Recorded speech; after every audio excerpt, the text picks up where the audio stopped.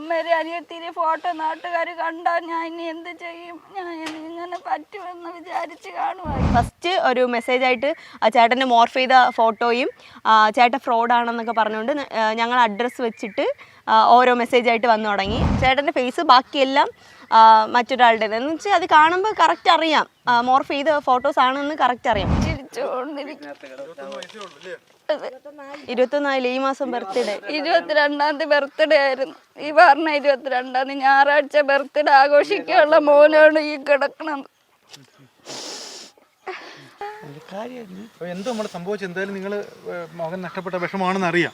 എങ്കിൽ എന്താണ് സഹോദരൻ സംഭവിച്ചത്, എന്താണ്? അവനെ ഇതേപോലെ ഫോൺ ആപ്പിൽ കൂടി പറ്റിയതാണ് ലോൺ ആപ്പ്. പക്ഷെ അവര് എമൗണ്ട് കൊടുത്തതായിട്ട് ഒരു ഇതുമില്ല. മൊബൈൽ ഇൻസ്റ്റാൾ ചെയ്തോ, എന്താണ് സംഭവം? ആപ്പായിട്ട് ഇപ്പൊ പ്ലേ സ്റ്റോറിലൊന്നും ആപ്പ് അവൈലബിൾ അല്ലെന്ന് ന്യൂസിലൊക്കെ പറയണം. ഇപ്പൊ ഏതെങ്കിലും ലിങ്ക് വഴി ഇപ്പൊ നമുക്ക് കയ്യിൽ നമ്മളെ ഫോണിൽ വരും, ഇത്ര രൂപയായ ഇത്ര രൂപ കിട്ടും, അങ്ങനെ നമ്മളെ ഫോണിലും ഇങ്ങനെ വരാറുണ്ട്. അപ്പൊ ലിങ്ക് വൈസ് ആയിട്ട് എന്തെങ്കിലും ചെയ്തതായിരിക്കാം. അപ്പൊ ഇയാൾ മൊബൈലിലേക്ക് ലിങ്ക് കയറി ക്ലിക്ക് ചെയ്തു, എന്നിട്ട് അവിടെ ലോൺ കിട്ടി, പൈസ കിട്ടിയതായിട്ട് അറിഞ്ഞൂടെ സാർ. പക്ഷെ അവര് ക്രെഡിറ്റ് റീപേയ്മെന്റ് ആയിട്ടാണ് മെസ്സേജ് വന്ന് കിടക്കണം. 21,000 റീപേയ്മെന്റ് 21,000 രൂപയാണ് കൊടുത്തിരിക്കുന്നത്. പക്ഷെ അവര് ചേട്ടൻ ഹോസ്പിറ്റലിൽ ആയതിന്റെ അന്ന് വിളിച്ചിട്ട് 30,000 രൂപയാണ് ചോദിച്ചത്. മെസ്സേജ് ആയിട്ട് എടുത്തതായിട്ട് കാണിക്കുന്നു. പിന്നെ 21,000 രൂപ നമുക്കൊന്നും പറഞ്ഞിട്ടില്ല. നമ്മളടുത്ത് ഒരു കാര്യവും ചേട്ടൻ ഇതിനെ പറ്റി ഒന്നും പറഞ്ഞിട്ടില്ല. 21,000 രൂപ റീപേയ്മെന്റ് ആയിട്ടാണ് അവർ ഫോണിൽ വന്ന മെസ്സേജ്. അത് കഴിഞ്ഞ് ഈവനിങ് ആയപ്പോഴത്തേക്ക് അത് 30,000 രൂപയായി. അടുത്ത ദിവസം ആയപ്പോഴത്തേക്ക് അത് 50,000 രൂപ. അങ്ങനെ ഓരോ പ്രാവശ്യം ഓരോ എമൗണ്ട്, ഓരോ നമ്പർ, അങ്ങനെയൊക്കെയാണ് വരുന്നത്. ഇതിപ്പോ നീ ഇങ്ങനെ ലോൺ എടുത്ത കാര്യം, ഇങ്ങനെ സംഭവം നിങ്ങൾ അറിയുന്നില്ല? ഒരു കാര്യവും ഞങ്ങൾ അറിഞ്ഞില്ല. എന്നത്തെയും പോലെ പിള്ള വന്ന് രാവിലെ ചായ കുടിക്കുന്ന ശീലമുണ്ട്. അങ്ങനെ രാവിലെ ചായയൊക്കെ കുടിച്ച് പിന്നെ വന്ന് പട്ടിക്കുട്ടിയൊക്കെ തുറന്നു വിട്ട് അതിനെയൊക്കെ കളിപ്പിച്ച് വെള്ളമൊക്കെ കൊടുത്ത് വന്ന് പല്ലും തേച്ച്. ഇല്ല, ഒരു ടെൻഷനും ഇല്ലായിരുന്നു ചേട്ടന്റെ മുഖത്ത്, ഒരു ടെൻഷനും ഇല്ലായിരുന്നു. അവന് ഹാപ്പി ആയിട്ടാണ് ചേട്ടൻ ഇവിടെ നിന്ന് പോയതും. ചേട്ടൻ അവിടെ ഷോപ്പിൽ പോയപ്പോഴത്തേക്കും, എന്റെ കുഞ്ഞമ്മ പോയപ്പോഴത്തേക്കും ചേട്ടൻ ഒരു വിഷമം ഇല്ലാതെ നല്ല ഹാപ്പി ആയിട്ടാണ് അവിടെ ഇരുന്നത്. നമ്മൾ അതൊന്നും അറിയണില്ല. ഇപ്പൊ മോൻ മരിച്ചതിന് ശേഷം മാത്രം ഇങ്ങനെ ലോൺ എടുത്തിട്ടുണ്ട് എന്ന് തന്നെ ചേട്ടൻ ഹോസ്പിറ്റലായി പിറ്റേ ദിവസം തൊട്ടാണ് ഞങ്ങൾ അറിഞ്ഞത്. ഫോണിൽ മെസ്സേജ് ആയിട്ട് വന്നു. ഫസ്റ്റ് ഒരു മെസ്സേജ് ആയിട്ട് ചേട്ടന്റെ മോർഫ് ചെയ്ത ഫോട്ടോയും ചേട്ടൻ ഫ്രോഡാണെന്നൊക്കെ പറഞ്ഞുകൊണ്ട് ഞങ്ങൾ അഡ്രസ്സ് വെച്ചിട്ട് ഓരോ മെസ്സേജ് ആയിട്ട് വന്നു തുടങ്ങി. അപ്പോൾ അത് ഞാൻ സ്റ്റേഷനിൽ കംപ്ലയിൻറ്റ് ചെയ്തു. അതിൻ്റെ പിറ്റേ ദിവസം കോൾ വിളിക്കാൻ തുടങ്ങി. എൻ്റെ ഫോണിൽ കോൾ വന്നു. ഇതേപോലെ എൻ്റെ റിലേറ്റീവ്സ്, കസിൻസ് എല്ലാവർക്കും ഫോൺ കോള്, മെസ്സേജ് എല്ലാം പാസ് ചെയ്ത് തുടങ്ങി. ചേട്ടൻ്റെ ഫോൺ ഹാക്ക് ചെയ്ത് അവർ കോണ്ടാക്ട് ലിസ്റ്റ് എടുത്തു. അതെ.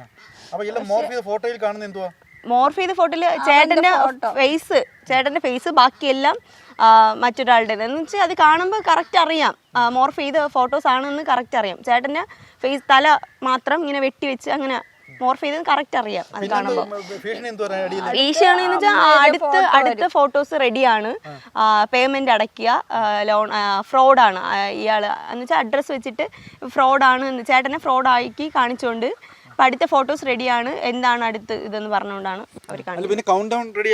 അതായത് ചേട്ടൻ്റെ മരണം അടുത്ത് കഴിഞ്ഞു. മരണം അതായത് your dead in my hand, അങ്ങനെ ഇംഗ്ലീഷിലാണ് മെസ്സേജ് ചേട്ടൻ്റെ ഫോണിൽ വന്നത്. മരണം എന്ന് വെച്ചാൽ നിങ്ങളുടെ, അതായത് എൻ്റെ കൈ കൊണ്ടാണ് നിങ്ങളുടെ മരണം, കൗണ്ട് ഡൗൺ തുടങ്ങി കഴിഞ്ഞു എന്നാണ് മെസ്സേജ് വന്ന് നടന്നത്.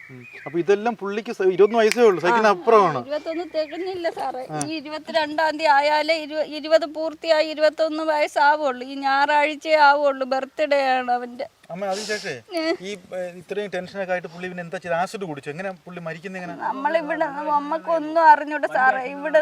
ഇവിടുന്ന് നമ്മൾ അറിഞ്ഞില്ല. മോക്ക് ട്രോഫി വാങ്ങാനായിട്ട് ഞങ്ങൾ ആരനാട് പോയിട്ട് ഇവിടെ വന്നപ്പോഴാണ് അടുത്ത വീട്ടിൽ ഒരാൾ വിളിച്ചിട്ട് പറയണ്, ഇതേപോലെ എന്നോട് പറയണു മോൻ ഇതേപോലെ വിഷം കുടിച്ച് അവിടെ അതുകൊണ്ട് പെട്ടെന്ന് നെടുമങ്ങാട് ആശുപത്രിയിൽ ചെല്ലണമെന്ന് ആസിഡൊന്നും നമ്മൾ നിങ്ങൾ എന്താ ചിന്തിച്ച് എന്ത് കാരണം ചിന്തിച്ച് നമ്മൾ പെട്ടെന്ന് എങ്ങനെയെങ്കിലും ഹോസ്പിറ്റലിൽ എത്തുക എന്ന ആ ഒരു ഇത് മൈൻഡ് മാത്രമേ ഉണ്ടായിരുന്നുള്ളൂ. പ്രാളേ ഉള്ളുവായിരുന്നു. എന്റെ പിള്ളെ കാണണം, എന്റെ പിള്ളെ എന്തിനങ്ങനെ ചെയ്തു എന്ന് എനിക്ക് അറിയണം. അതുകൊണ്ട് എന്നെ കൊണ്ടുപോകില്ല എന്ന് പറഞ്ഞെങ്കിൽ ഞാൻ പോയി.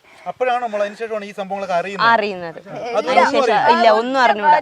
ചേട്ടാ എല്ലാ കാര്യങ്ങളും പറയും, എല്ലാം ഷെയർ ചെയ്യും. ഞങ്ങളടുത്ത് സൺഡേ ചേട്ടന് വർക്ക് ഇല്ലാത്ത ദിവസങ്ങളിലായാലും ഞങ്ങൾ എല്ലാവരും കൂടെ ഇരുന്ന് ഒരു ഫാമിലി അല്ലേ സാറേ, ഇപ്പം ഫ്രണ്ട്സ് പോലെയാണ് ഞങ്ങൾ 4 പേരായാലും ഇരുന്ന് കാര്യം പറയാൻ, അടികൂടി നമ്മളെല്ലാവരും വഴക്കുണ്ടാക്കി എല്ലാ കാര്യങ്ങളും ഞങ്ങൾ അങ്ങോട്ട് ഷെയർ ചെയ്യും, തിരിച്ചിങ്ങോട്ട് ഷെയർ ചെയ്യും. അങ്ങനെയായിരുന്നു. പക്ഷെ ഈ ഒരു കാര്യം ഞങ്ങൾ അറിഞ്ഞില്ല. അറിഞ്ഞെങ്കിൽ എന്തെങ്കിലും പരിഹാരം അവനുണ്ടാക്കി കൊടുക്കുക. ഇങ്ങനെ ഒരു ഗതികേട് ഉണ്ടാകൂലായിരുന്നു. ഈ മരിച്ചതിന് ശേഷം ഒരുപാട് കോൾ വരുമല്ലേ? ഇപ്പോഴും ചേട്ടന് ഇങ്ങനെ സംഭവിച്ചതെന്ന് അറിയാതെ ഫോൺ കോൾസ് വന്നോണ്ടിരിക്കുകയാണ്. ഓരോ പ്രാവശ്യം ഓരോ നമ്പര് മലയാളി വിളിച്ചില്ലേ, മലയാളത്തിൽ നിന്ന് വിളിച്ചിട്ട് ബാംഗ്ലൂരിൽ നിന്ന് പറയും.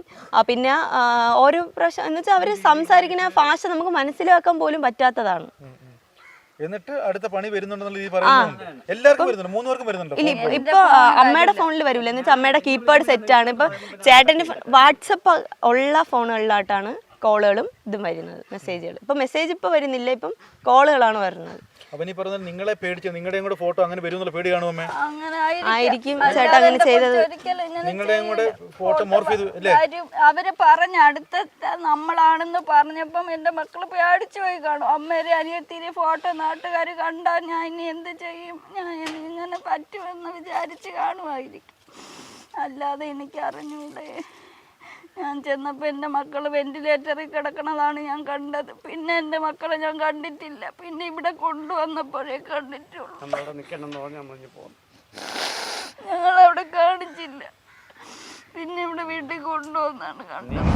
താറാവുണ്ട്, ഇതെല്ലാം താറാവുണ്ട്, കോഴി, പട്ടികളുണ്ട്, 2 പട്ടികള്, പ്രാവ്, എല്ലാം.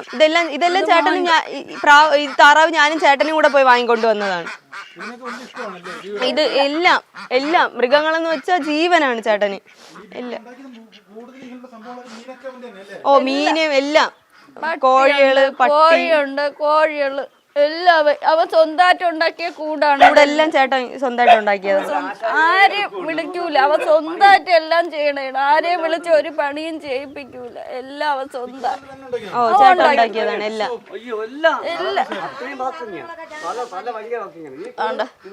എല്ലാം അവൻ സ്വന്തമായിട്ട് ഉണ്ടാക്കിയ എല്ലാം ചെയ്യും.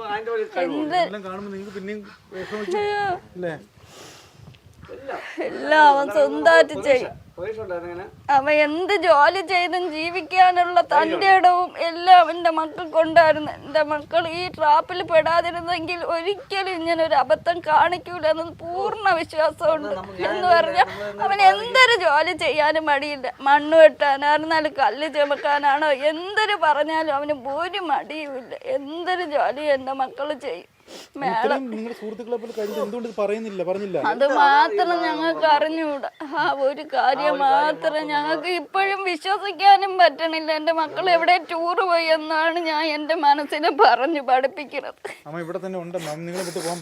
ഇല്ല, ഒരിക്കലും പോകത്തില്ല.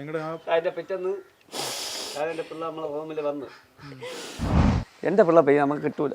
ഇനി കണ്ടുകൊണ്ടിരിക്കുന്ന തലമുറയെങ്കിലും കണ്ട് പഠിച്ചാൽ നല്ല കാര്യമാണ്. അതുകൊണ്ടാണ് ജീവിതത്തിൽ നമ്മൾ എല്ലാവരും ഇപ്പം മൊബൈലിലൊരു ആയ ശേഷം ആ കൂലി ചിന്തകളില്ല. മക്കളെ ഇപ്പം നമ്മൾ വളർത്തി ഞാൻ കൂലിപ്പണിക്കാണ്. നമ്മൾ അത്രയും സത്യസന്ധമായിട്ടുള്ളത് അത്രയും കഷ്ടപ്പെട്ട് എന്ന് പറഞ്ഞാൽ ഞാൻ ഇതുവരെയ്ക്കും എൻ്റെ ഭാര്യയെ കൊണ്ടുവന്നിട്ട് 24 വർഷമായി. ഒരു കടയിൽ പോയി സാധനം മുട്ടായി ഒരു മാറ്റുള്ളൂ, ഒന്നും ചെയ്യില്ല. ഞാൻ ചെന്ന് കഷ്ടപ്പെട്ട് കഷ്ടപ്പെടും. അപ്പം ഇനിയെങ്കിലും നമ്മൾ തലമുറ വരണമായിരിക്കുമെങ്കിൽ ഒരു പാടാവട്ടെ. ഇത് കണ്ടെങ്കിൽ മനസ്സിലാക്കട്ടെ. എങ്ങനെ സാധനമാണ് 2 ദിവസം കഴിയുമ്പോൾ എവരെ ഇത് കാണും, വീണ്ടും ഇതിനും ചെയ്യണം. തന്തയാനും തള്ളയെങ്കിലും ഇത് അങ്ങനെ വിഷമമുള്ളവരെങ്കിൽ ചിന്തിച്ച് ചെയ്താൽ മതി. അത്രയേ ഉള്ളൂ. നമുക്കല്ല എന്താ സഹായം പറഞ്ഞത്.